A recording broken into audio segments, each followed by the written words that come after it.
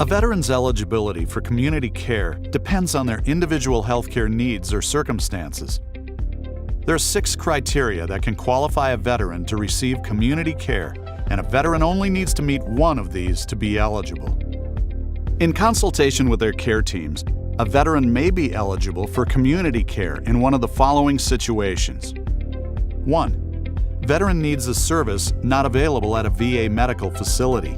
In this situation, a veteran needs a specific type of care or service that VA does not provide in-house at any of its medical facilities. For example, if you are a female veteran and need maternity care, you would be eligible for community care because VA does not provide maternity care in any of its medical facilities. 2. Veteran lives in a U.S. state or territory without a full-service VA medical facility.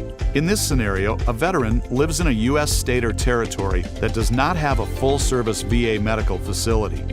Specifically, this applies to veterans living in U.S. states Alaska, Hawaii, New Hampshire, U.S. territories Guam, American Samoa, Northern Mariana Islands, U.S. Virgin Islands.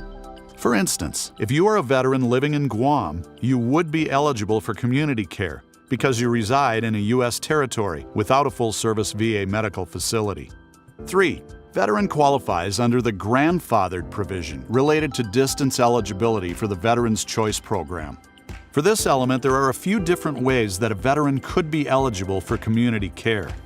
Initially, there are 2 requirements that must be met in every case. Veteran was eligible under the 40-mile criterion under the Veterans Choice Program on the day before the VA Mission Act was enacted into law, June 6, 2018. And veteran continues to reside in a location that would qualify them under that criterion. If both of these requirements have been met, a veteran may be eligible if one of the following is also true. Veteran lives in one of the 5 states with the lowest population density from the 2010 census: North Dakota, South Dakota, Montana, Alaska, and Wyoming. Or veteran lives in another state, received care between June 6, 2017 and June 6, 2018, and requires care before June 6, 2020. For example, if you are a veteran who has lived in Kansas since 2012, your home is 41 miles driving distance to the nearest VA medical facility with a full-time primary care physician, and you received VA care between June 6, 2017 and June 6, 2018, you would be eligible for community care until June 6, 2020. 4. VA cannot provide care within certain designated access standards. In this situation, a veteran meets specific access standards for average drive time or appointment wait times. For average drive time to a specific VA medical facility, the access standards are 30-minute average drive time for primary care, mental health, and non-institutional extended care services, including adult day health care. 60-minute average drive time for specialty care. For appointment wait times at a specific VA medical facility, the access standards are 20 days for primary care, mental health care, and non-institutional extended care services, unless the veteran agrees to a later date in consultation with their VA healthcare provider. 28 days for specialty care from the date of request, unless the veteran agrees to a later date in consultation with their VA healthcare provider. For instance, if you are a veteran and live 10 miles from the nearest VA care team, but it takes you over an hour to drive there on average due to heavy traffic, you would be eligible for community care. 5. It's in the veteran's best medical interest. In this situation, a veteran may be referred to a community provider when the veteran and the referring clinician agree that it is in their best medical interest to see a community provider.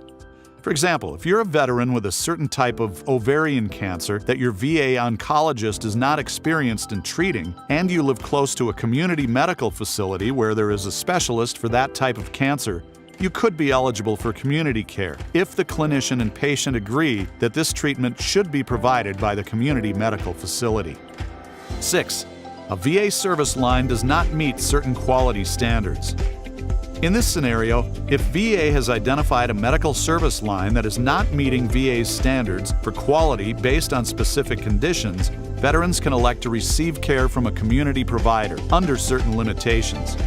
For example, if VA has identified that the cardiology service line at a local VA medical facility is not providing care that meets VA's standards for quality, you may be able to elect to receive your cardiology care in the community.